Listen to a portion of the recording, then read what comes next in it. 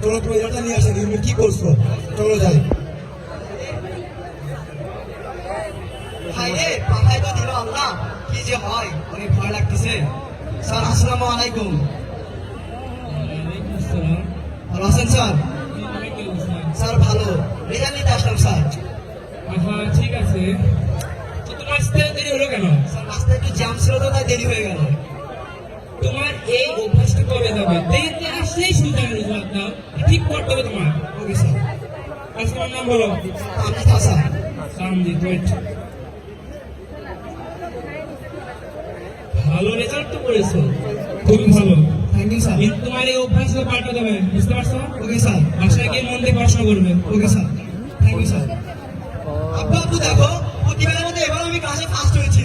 সাব্বাস কিবার বুক গেলে বাবা, আমি জানতাম কি আমার করবো, আমি জানতাম তুই আমাকে উদ্ধার করবি কাদের মতো। আব্বু চলো তোমাকে আমার টিচারের সাথে দেখা করে নিয়ে আসি। চল যাই। চলো। আসসালামু আলাইকুম স্যার। ওয়ালাইকুম আসসালাম। স্যার ইনি আমার বাবা। জি, কিছু বলবেন? কেমন আছেন স্যার? আছি, এই তো। আপনার কি অবস্থা? আলহামদুলিল্লাহ স্যার। স্যার ছেলের সামনে এসএসসি পরীক্ষা, বুকের ভেতর কি যে যন্ত্রণা করে স্যার, রাতে ঘুম আসে না স্যার, বিশ্বাস করবেন না স্যার, কি যে করবে ছেলের সামনে পরীক্ষা। আপনার ছেলে রেজাল্ট কার্ড দেখেন নাই? দেখছি তো, তারপরে বাবার মনটা বোঝে না স্যার, মুখ উজ্জ্বল করতে হবে স্যার। আমিও শিক্ষক হয়ে গ্যারান্টি দিচ্ছি, ও এবার এসএসসি থেকে 100তে 100 করবে, 100তে 100 করবে, সে পাসও করবে, আমি একটা গ্যারান্টি দিচ্ছি। জি স্যার, আমি আশা করতেছি যে এবার বিভাগে আমি ফার্স্ট হব ইনশাআল্লাহ। আপনি আপনার ছেলেকে নিয়ে কোনো টেনশন করবেন না, আপনার ছেলে যথেষ্ট মেধাবী স্টুডেন্ট। আপনি জাস্ট বাসায় একটু গাইড করবেন, একটু পড়াশোনা করতে উৎসাহিত করবেন। আর খারাপ বলতে বুঝতে পারছেন?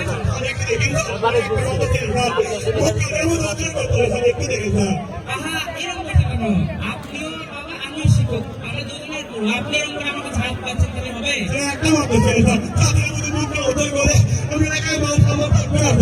আরে আপনার মুখ চাঁদের মতো কেন? পুরো চাঁদের চেয়ে উত্তম লাইনের মতো উজ্জ্বল হয়েছে, আমি গ্যারান্টি দিচ্ছি। ওকে স্যার, আসসালামু আলাইকুম স্যার। ওয়ালাইকুম আসসালাম।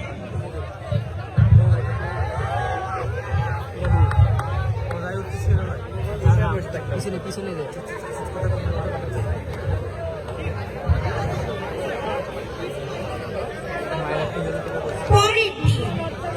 টাকা পয়সার এমনি অভাব বুঝি না, ওই যে টাকা চলে যায়। টাকা বলে কামড়ায় না, কি টাকা বলে টাকা টাকা টাকা বাজারে আব্বু টাকা শিখবে তো। আব্বু তোর কি হয়েছে মামা, বলতো আমাকে।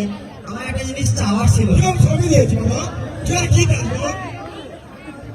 আব্বু আসলে আমার একটা ফোন দরকার। ভোট এদিকে কি বলি, আমার কলিজা বের করে দেবো বাবা, তুই ফোন দাস না। একটা শিক্ষার্থী আমি ফোন করে দেবো, কি ধ্বংসের দিকে এগিয়ে দেবো। আমি তো একটা বাবা হয়ে কাজ করতে দিতে পারি না বাবা, তুই আমার একটা মাত্র সন্তান। কিন্তু আব্বু পড়াশোনার জন্য তো একটা ফোনে অনেক প্রয়োজন।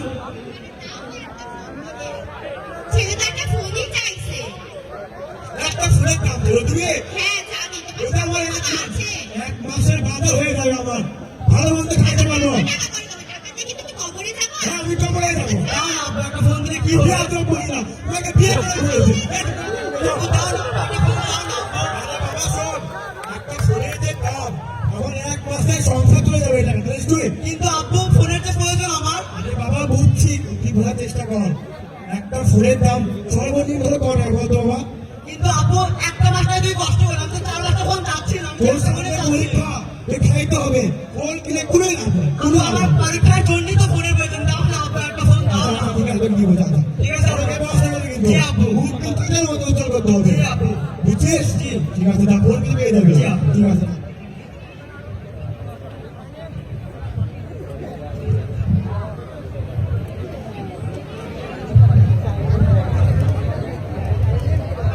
বাবা ছেলেকে ফোন কিনে দেওয়ার পর সে যখন সারাদিন বন্ধুদের সাথে গেম খেলে ও সোশ্যাল মিডিয়াতে ব্যস্ত থাকে।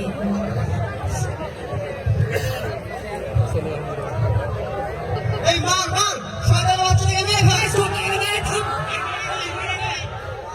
হ্যাঁ,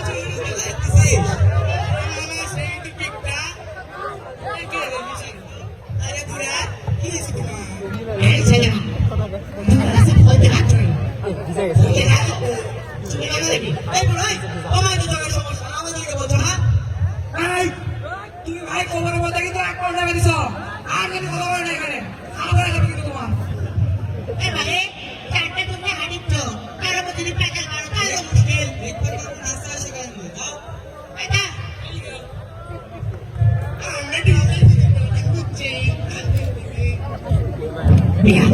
ছেলেরা ঢাকায় চলে গেল নিজেকে ডিজিটাল যুগে ছেলে আমি ডিজিটাল যুগে বুড়া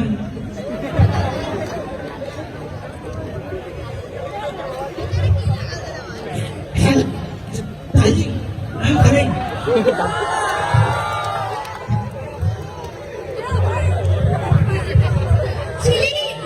প্রতিনিয়ত চলতেই থাকে তার চারপাশটা যেন শুধুই মোবাইল ফোন এক পর্যায়ে সে পড়াশোনা থেকে দূরে সরে যায় এবং এসএসসি পরীক্ষাতে ফেল করে বাবা জানতে পারেন ঘটনাটা অত আজকে বাসায় যাই শয়তান পরীক্ষায় ফেল করছে এই বিয়াদব কি ফোন দে আমাকে এই ফোন মাস্টার বল তুমি আমার ফোন কেন ভাঙলে পরীক্ষায় ফেল করছিস অসভ্য ছেলে আমি এলাকায় মান সম্মান সব শেষ আমার আমি পরীক্ষায় একবার ফেল করেছি কি হয়েছে আমার থেকে মোবাইল কেন ফেলে দেবে তোমার মুখে মুখে কথা বলতে দিস তুই এত ব্যাত হয়ে গেছিস আমি বাবা মোবাইল কেন ভাঙলে এই বিয়াদব চুপ কর তুই অসভ্য তোর মধ্যে ছেলে থাকা না আদায় হলো আমি একবার ফেল করেছি তো কি হয়েছে তুই ভাই বিয়াদব ছেলে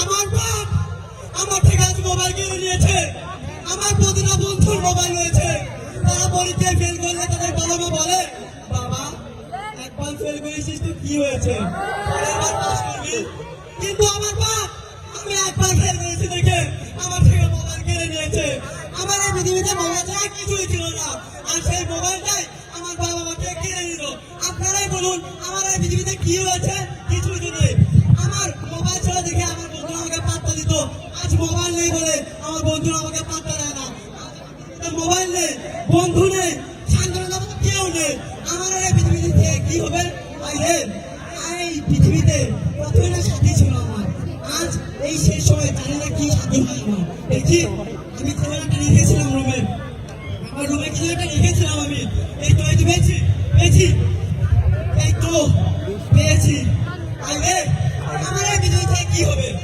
কত কিছুই না ছিল পৃথিবীতে আজ এই শেষ সময় এটা ছাড়া আর কিছুই সাথী হলো না এটা খেয়ে আমি পৃথিবী থেকে চলে যাবো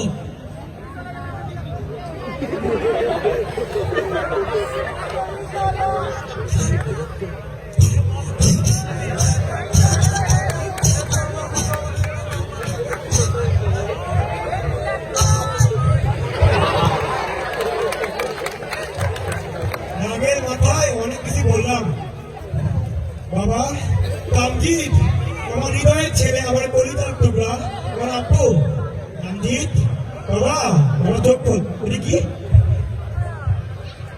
বিষ রামজিৎ বাবা আপু চোখ রামজিৎ আমাদের রামজিৎ বিষ খাইতে বাবা আমার একটা মাত্র বিষ খাইতে বিষ খাইতে